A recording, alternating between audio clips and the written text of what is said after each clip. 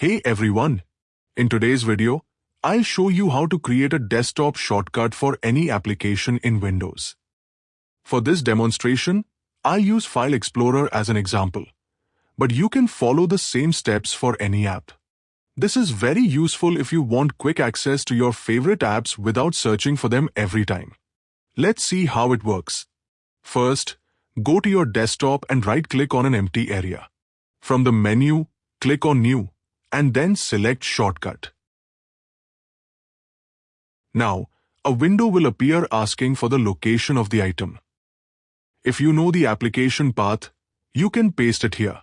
But if you want to create a shortcut for a built-in Windows app like File Explorer, simply type explorer.exe. Then click Next. Now, enter a name for your shortcut. I'll type File Explorer, but you can type any name depending on the app you're creating a shortcut for. Click Finish. And that's it. The shortcut has been created on your desktop. You can double-click it to open the application instantly. This method works for most apps.